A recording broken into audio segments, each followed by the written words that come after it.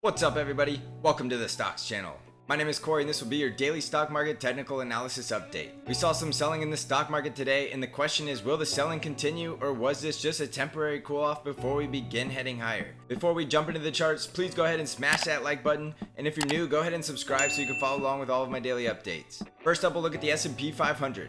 So let's crack open this chart and see what's going on in the stock market today.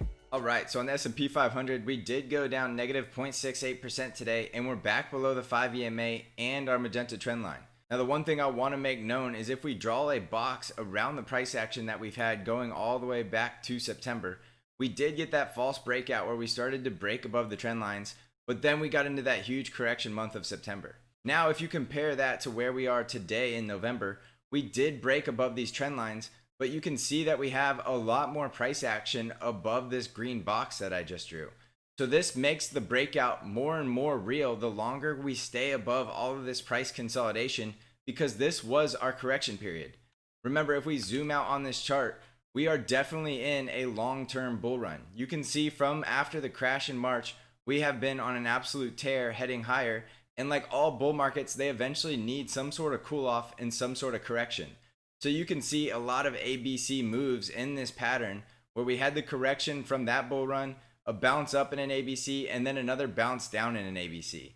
So the one thing different about the price action now is we're starting to get an impulsive move to the upside.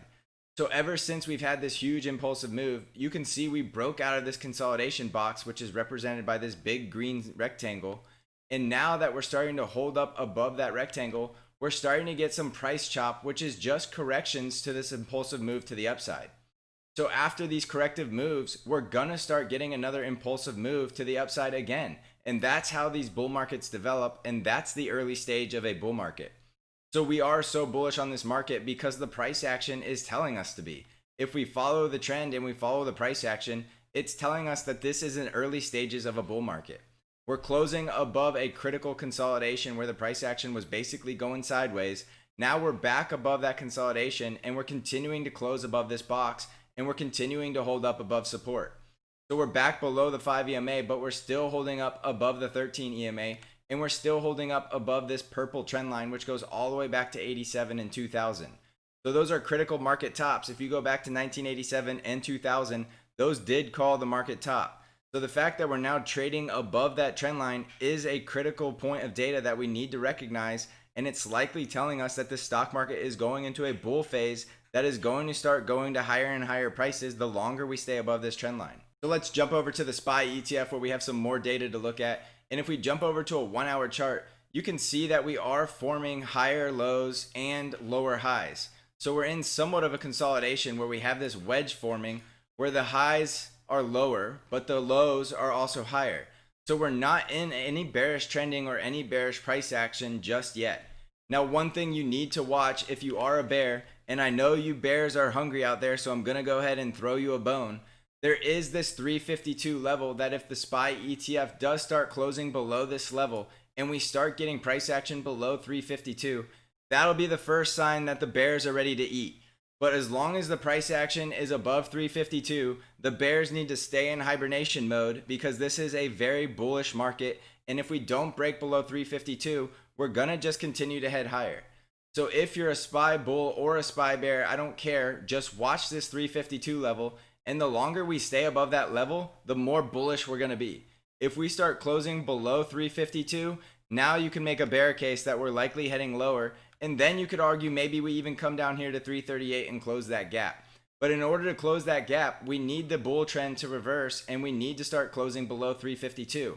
If I go back to the daily chart, the opposite of that is happening. We're continuing to consolidate above these critical trend lines, and you can see the 5 EMA is still extremely bullish, trading above the 13 EMA, and all of the moving averages are still stacked to the bull side. So we still have a strong bullish trend, and just a little bit of weak price action, only closing down negative 0.68% and just barely below the 5 EMA and still above the 13 EMA is not enough bearish price action to even begin thinking about bear scenarios. We would need to start closing below the 13 EMA and this 352 level, and then we would still have to see the 5 EMA start crossing below the 13 EMA. So what we're likely seeing is we had this huge melt up where if you look at the 5 EMA, we essentially were going up in a straight line. That is not sustainable in the stock market. We can't just go up in a straight line forever without any pullbacks. So what we're seeing now is just a healthy pullback to that impulsive move, and we're starting to see more of a normal move in the market where we will likely see the stock market start going up more of that 45-degree angle move, which is a much healthier and more sustainable bull market. We weren't just going to keep going up in a straight line like this forever. And if we were going to, we would likely get into a melt up, blow off top scenario, which would only lead to a huge meltdown or a huge blow off the top sell off. So what's happening now is actually healthy for the long-term bull market because we're starting to consolidate, and you can see how the price is starting to chop in more of that correction pattern. So the longer we chop above these trend lines, the more bullish the breakout is likely going to be. And if we stay above this trend line, we're going to continue to head in this long-term bull market that we've been talking about. So to the downside support, watch the 354 level, which is the 0.236 Fibonacci, the 13 EMA, but more importantly, watch this 352 level. If we start breaking below 352, we could build a case that we're heading back to 348, and below 348, we could even go all the way back down to 338 and close that gap. But don't just assume we're heading down to close that gap until we start seeing some bearish price action and closing below 352. Jumping over to the triple Q's Nasdaq 100, we see we are back within our consolidation wedge pattern, even though we were trading above it for most of the day. So going over to a 1 hour chart, you can see we had the last 2 hour sell off on the Nasdaq 100, but we also are still forming higher lows and lower highs. So if I draw this out, we're still in a consolidation and the long-term pattern is still bullish. So in a consolidation, we could break to the upside or we could break to the downside. So if you're gonna make a guess on a consolidation, you have to go with the long-term trend. So the long-term trend is definitely bullish. And if we go back to the daily chart, you can see the 5 EMA is still well above the 13 and all of the moving averages are still bullish trending. Now for the Nasdaq 100, we still do have the consolidation wedge and we could come all the way back down and close these gaps, which is down around 276, and we could start bouncing from there. But in order for that scenario to play out, we need to start getting price action closes below the 13 EMA, and we need to start seeing that 5 EMA cross below the 13 EMA. So as long as we have bullish trending, we're not likely heading any lower to close that gap. So we need to start seeing the trend reverse from bullish to bearish, and we need to start getting some price action closes below the 13 EMA. The last 2 times we got to the 13 EMA, we found support and bounced. So that level is a great level to watch, and anywhere above the 13 EMA with that bullish trend, we're likely going to continue to head higher. Now you can see the Nasdaq 100 already had a nice pullback, and it's on a slightly different cycle than the S&P 500, and we're not trading at new all-time highs like the S&P 500. So the Nasdaq 100 also had that huge impulsive move where we were going up in a straight line, and then we got that nice correction pullback, and now we're going more at that 45-degree angle, and we're starting to climb higher. So the next level to look for on the Nasdaq 100 is breaking back out of this consolidation wedge above that 290 level, and then we want to test 294, which will be another daily higher high. Daily higher highs are going to always be bullish for the stock market because we already have higher lows. So as soon as the triple Qs break out of 294 and form that daily higher high, we'll have daily higher highs and daily higher lows, and that's a bull pattern that tells us that we're going into another bull run. So if we break 294, our price targets are still at 300, and breaking 300 will send us up to 312. So we're still bullish on this market. The price action and the trend are telling us to be bullish. So we are going to remain bullish until we see something switch in the price action or the trend. Jumping over to the Dow Jones DIA ETF, we see a very similar story. We still got the bull pattern and we still got the bull price action trading above the 13 EMA. We did get some selling today, but it did not technically break the bullish chart that we're looking at. We did break out to a new all-time high, and now we're trading back below that all-time high, but we could find support right around this 0.236 Fibonacci retracement and the 13 EMA, which coincide at a level right around 291. So if we bounce back off this level, we're looking for another test of the previous all-time high and a possible bull break to the upside. If we don't pass the test of bouncing off the 13 EMA as support, don't forget about the gap below at 284, and that will be somewhere around a 0.382 Fibonacci retracement of about 285 to 284 would be our price target if we start closing below 291. Jumping over to the VIX, we see the VIX did creep up a little bit today, which is normal. We expect the VIX to go higher if the stock market is heading lower, but the VIX is still trading in a bearish pattern with the price action barely above the 5 EMA, and you can see how bearish the trending is. All of the moving averages are sloping to the downside, and if we start getting that 20 simple moving average crossing below the 50 EMA, the VIX is likely heading below 18, and low VIX means low fear, which means the stock market is likely to continue to keep grinding higher to new all-time highs. On Amazon stock, we are getting that bearish trending continuing and the bearish price action closing below the 5 EMA, but there is the support level just below, right around 30.70. So look for Amazon to bounce off that support level, but if it starts breaking below, that will be bearish and Amazon is likely heading much lower. On Apple stock, we closed below the 5 EMA and the 13 EMA, and the bull trend is still intact, but it's definitely in trouble. So if Apple comes down to the 20 simple moving average, it could find support there, but if it doesn't start bouncing soon, the trend could reverse to a bear trend, and we're likely going to come down and close this gap at $111. On Tesla stock, we got that breakout of our consolidation on the S&P 500 news, and we continue to just scream higher. It looks like Tesla got too far too fast, and it was trading outside the upper Bollinger Band, and it got a little too far away from the 5 EMA.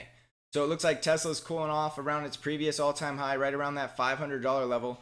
And if it breaks 500, it's likely heading to our next price targets at 522. And if we break 522, our next price target to the upside is around $575. Now to the downside, Tesla could find support at the 5 EMA or the previous breakout on the daily higher high, right around $461.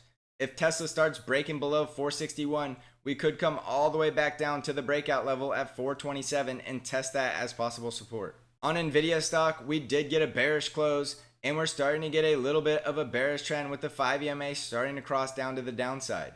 The price action closed below the 50 EMA, so that is not bullish price action, but we are close to our support trend line right around that $515 level.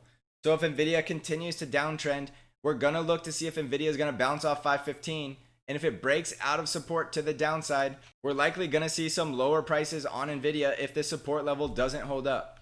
If the support level does hold, we're looking for a bounce off support and another test of the previous high at $570. On Boeing stock, we got a test of the 5 EMA today, but we closed just barely below it.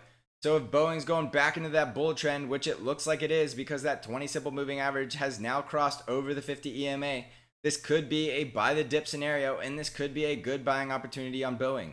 If the 5 EMA doesn't hold up and we don't get a bounce off here, our next support level is going to be the 13 EMA, right around $190. On the US dollar today, we did get down to support and we saw a small bounce today, but we're still closing below the 5 EMA and we still have a strong bearish trend.